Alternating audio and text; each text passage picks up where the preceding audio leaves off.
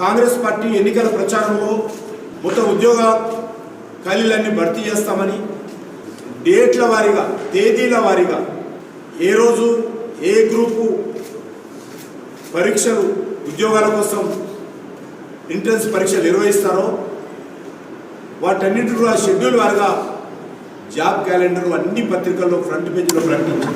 2024 December లోపల తెలంగాణ రాష్ట్రంలో 2 లక్షల ఉద్యోగాలు భర్తీ ఏ రోజున చేయబోతున్నామో కాంగ్రెస్ పార్టీ ప్రకటించింది.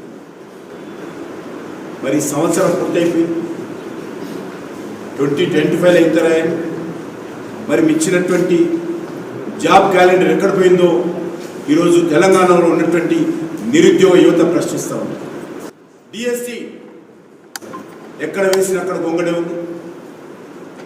ఉద్యోగాల భర్తీ కాంగ్రెస్ పార్టీ ప్రభుత్వం నిమ్మకు నీరెత్తినట్టు వివరిస్తూ ఉంది. అంతేకాదు వాళ్ళు ఇచ్చినటువంటి 6 గ్యారంటీలు కానీ వాళ్ళు ప్రకటించినటువంటి 420 సబ్ గ్యారంటీస్ కానీ ఈరోజు ఏవి కూడా అమలు చేయాలనేటువంటి చిత్తశుద్ధి లేదు, అమలు చేసేటువంటి శక్తి కూడా ఈరోజు కాంగ్రెస్ పార్టీకి లేదు. కాంగ్రెస్ పార్టీ ప్రభుత్వం పూర్తిగా నిర్వీర్యమైపోయింది. ఇచ్చినటువంటి హామీలు అమలు చేయనటువంటి పరిస్థితి ఈరోజు రాష్ట్రంలో ఉంది. అంతేకాదు ప్రతి మండలంలో కూడా ఇంటర్నేషనల్ లెవెల్ స్కూల్ ఏర్పాటు చేస్తాము, 5 లక్షల రూపాయల విలువైనటువంటి విద్యా భరోసా కార్డు విద్యార్థులందరికీ ఇస్తామని చెప్పారు. అంతేకాకుండా ఎడ్యుకేషన్ సెక్టార్కు బడ్జెట్ డబల్ చేస్తామని చెప్పారు. అది ఎక్కడ కూడా దానికి సంబంధించినటువంటి హామీ అమలు కాలేదు.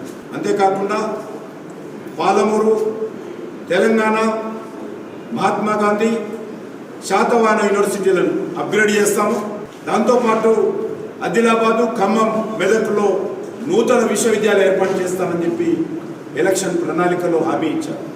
అంతేకాకుండా నిరుద్యోగులందరికీ కూడా 4,000 రూపాయల అన్ఎంప్లాయ్మెంట్ అలవెన్స్ నిరుద్యోగ భృతి ఇస్తామని చెప్పి హామీ ఇచ్చింది. మరి ఏది కూడా ఈరోజు ఇచ్చేటువంటి పరిస్థితి లేదు.